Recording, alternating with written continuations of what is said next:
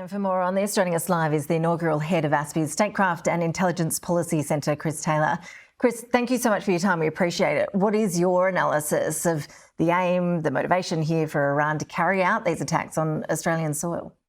It certainly does seem extraordinary, the connection between a foreign government and acts of violence in the streets of Australia.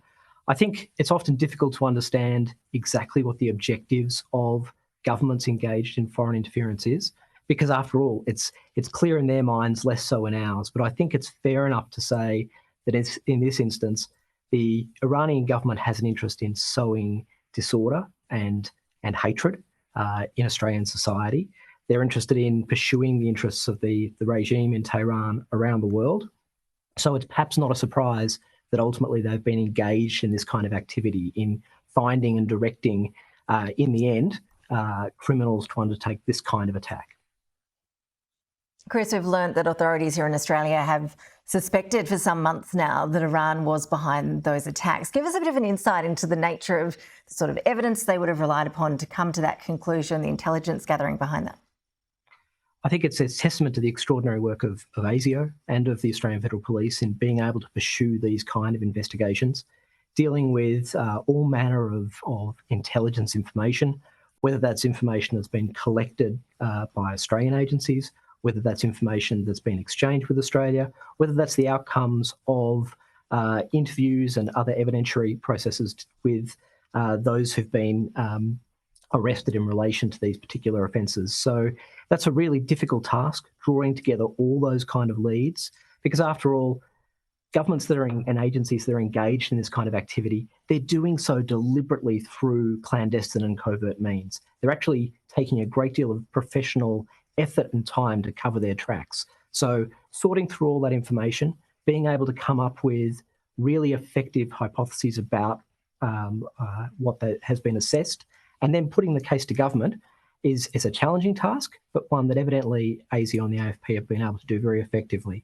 Evidently, their assessment is so persuasive that indeed, as you heard before from the Prime Minister and from your correspondent, this is the first occasion since the Second World War that we've seen an ambassador expelled from Australia. That's evidence, I think, of just how persuasive this assessment by ASIO and the AFP has been. The government hasn't wanted to say which other countries helped Australia in that intelligence gathering. Is it safe to assume, though, that Israel would have been a key player there? There may have been some help as well from the US to get Australian authorities to reach that conclusion? I think we'd be speculating if we were naming particular countries in that regard. But it's fair to say that ASIO, alongside other Australian intelligence agencies, has a whole raft of relationships around the world that involve the exchange of intelligence. And that's a really important part of their work. It complements the collection and an assessment that's done by Australians. And I think that's ultimately the most significant part of that work, is the work that's actually done in Australia by Australian intelligence officers. On the Islamic Revolutionary Guard Corps, we've heard from the opposition today suggesting that this group should have been listed as a terror organisation years ago. Just tell us a bit more about that organisation and its capabilities from what we know.